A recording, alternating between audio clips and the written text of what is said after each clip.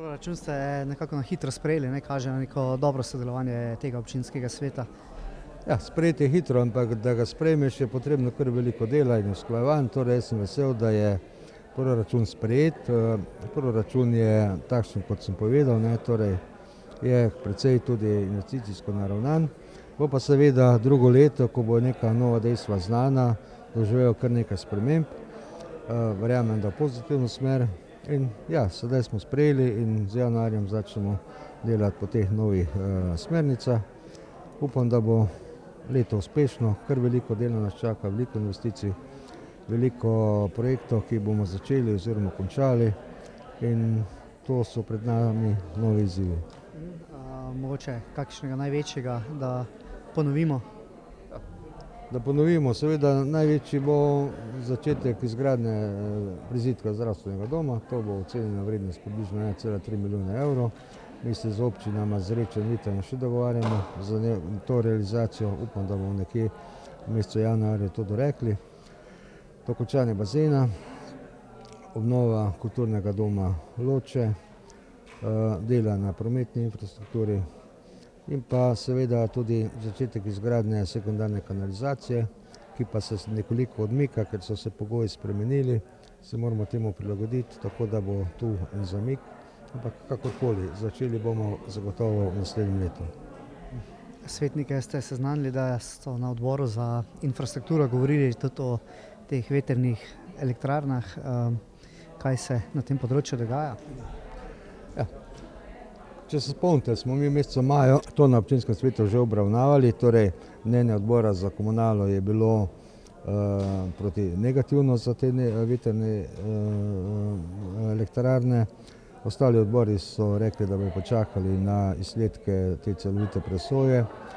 Sedaj je odbor ponovno dal pobudo, da se ta postopek ustavi.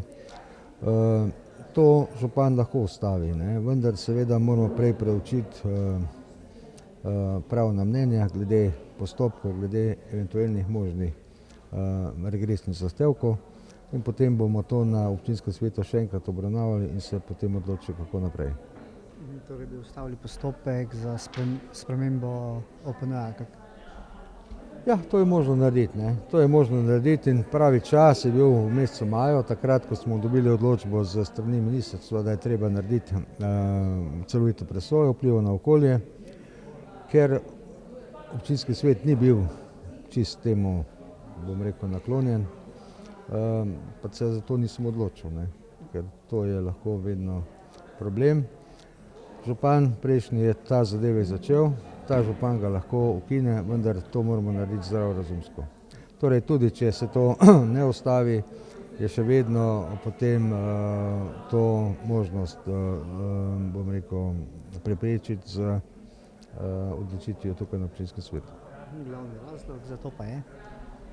Ja, glavni razlogi za to so, ne, ki so že v sami odločbi glede zahteve po celoviti presoji dane, torej predvideni vplivi na okolje, na zdravje ljudi, na veduto, na vse, kar se pač tukaj lahko zgodi.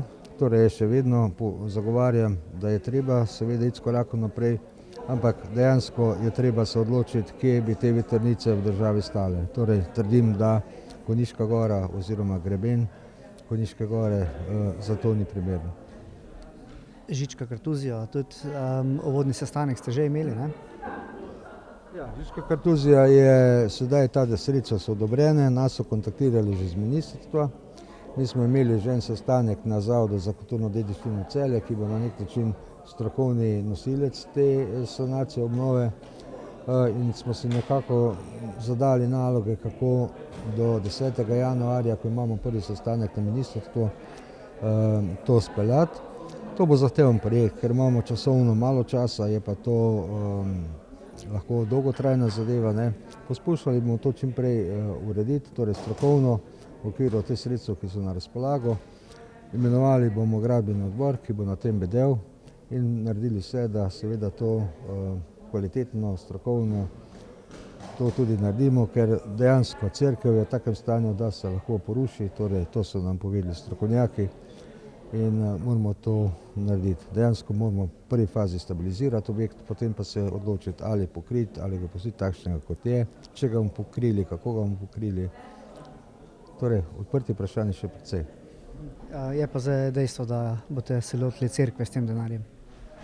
Tako, za te namene je bil tudi sprejet. Torej, jaz sem izjemno zadovoljen, ker ko sem lani že v času kampanje volilne pripeljal tukaj ministra takratnega za kulturo, gospoda Prašička, in smo šla v Kartuziju, ko smo si to ogledali, smo bili si na jasnem, da je treba to dejansko nekaj narediti. In sedaj se zahvaljujem konec koncev tudi našim poslancema, da sta to znala, bom rekel, speljati tako, da so sredstva odobrena. Kako pa rešujete Gastuž, najemnika tam ni več, menda nov razpis? Ja, najemnik se je odločil, da prekinja pogodbo, mi smo to sporazumno tudi naredili. Sedaj je v teku razpis, iščemo interesente in potem smo pogovarjali naprej. Dokler pa tega ne uredimo, bo pa TIC Slovenske Konjice zagotavljal neko gostinsko ponudbo v nekem omejenem obsegu v tem objektu. Razpis je že objavljen, že zbirate? Razpis je objavljen, zdaj enkrat je potekel, ni bilo nobenega interesa. Mi bomo še kontaktirali direktno eventualne ponudnike teh storitev. Tako da, ja, upam, da bomo čim prej to našli. Je pa to zagotovo en prostor, ena zgodovina, en potencial, tudi za upravljanje te dejavnosti zagotovo. Res obstaja tudi možnost, da bi to v bistvu nekako domačini vodili kot krajevna skupnost oziroma nekako? Jaz se to tako ne gre, torej to morajo biti profesionalci, ki morajo to peljati tako, kot se mora biti, vse to. Nažalost, nekega polovičarstva tu pač se ne bomo privoščili. Torej, ko bo prišel resen ponudnik, bomo se pogovorili za dostojno najemnino in naj to pelje naprej. Jaz sem povabil gospodarstvenike iz občine Konjice, pa tudi iz sosednjih občin, z Reče, ker gospodarski prostor ne moramo omejevati z mejami občinami.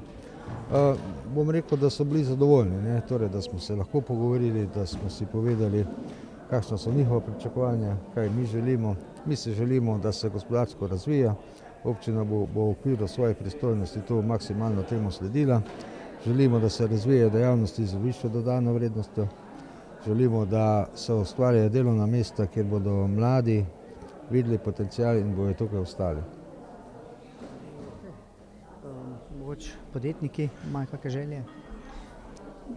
Podjetniki nekih želja nimajo. Vse gledajte, lokalna skupnost objektivno nima kaj veliko za pomagati. Torej, mi sledimo s prostorom, koliko lahko, koliko to država pusti, torej to ni odvisno čisto od nas. Lokalna skupnost pa mora zagotoviti tudi ostale stvari, torej, da je komunala urejena, da imamo dobre vrtce, dobre šole, dobre zdravstvo, torej vsa ta nadgradnja, ki je tudi pomembna in za gospodarstvo in za zaposlene pri njih. Torej, to mora pa funkcionirati najboljše, kar lahko.